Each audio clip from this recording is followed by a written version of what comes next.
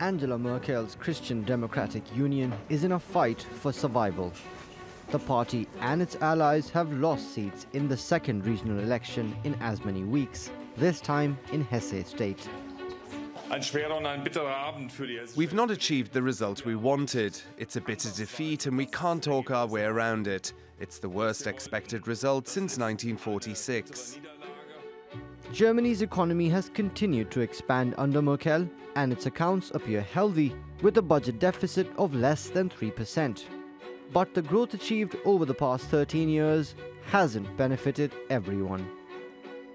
In districts like Brandenburg, Saxony and North Rhine, unemployment is much higher than the national average of 3.2%. In the large cities like Berlin and Hamburg, housing prices are rising faster than the rest of Europe. And because the population is aging, social security costs are rising, and that's adding to the burden on younger Germans. Merkel's immigration policy has also been criticized. Her opponents and even some members of her own party say she's jeopardized the livelihoods of Germans by letting in too many migrants. For now, the CDU and the SPD plan to continue their alliance, but Merkel says she won't seek a fifth term as Chancellor. I will not put myself forward again as candidate for the CDU chair. Secondly, this fourth term is my last as German Chancellor.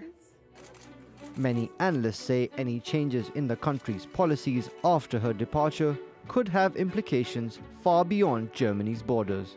Mobin Nasir, TRT World. Well, for more on Angela Merkel's looming exit, let's bring in our editor-at-large, Craig Copetas, who joins us from Paris.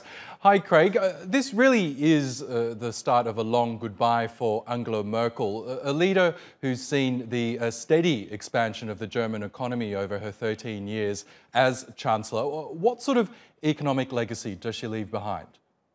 Well, she will be up there with the great German chancellors, Kohl, Schmidt, Brandt, Konrad Adenauer. But let's be very clear, what she leaves behind here is a Germany that's more polarized and unpredictable, which, by the way, isn't completely in line with global trends. There was a famous American politician, Speaker of the House of Representatives by the name of Tip O'Neill, and he used to say, all politics is local. And that's what got Angela Merkel in trouble here. Very popular until in 2015, 2016, as Mobin said. The refugee crisis. She let in more than 1 million people into Germany, and the public has punished her for it. And that's despite Germany's economy really expanding at an astonishing rate. One thing that some leaders and organisations have taken exception to in terms of the economy, though, is their record surpluses. They've managed to export more than it imports, save more than it spends. Donald Trump, ECB, IMF, the OECD, they're all criticising Germany for this for various reasons, obviously. Why is that such a problem?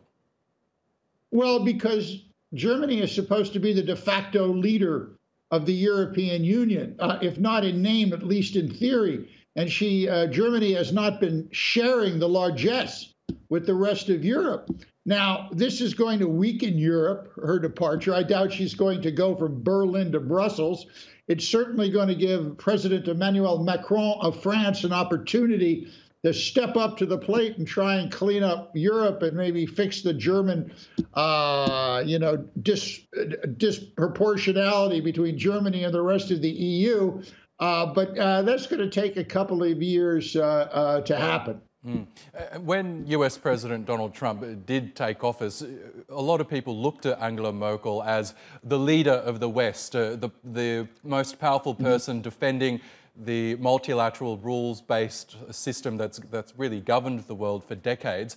I'm wondering, when Angela Merkel does leave office in 2021, do you think Germany will be able to retain, I guess, that title of defending that rule and that system? Well, that's the question, the outstanding question that everyone today is trying to answer. Look, what happened in Germany is what's happening all over the world. People have lost trust in what we could call big politics. We've seen a growth of the right wing, the growth of strongman.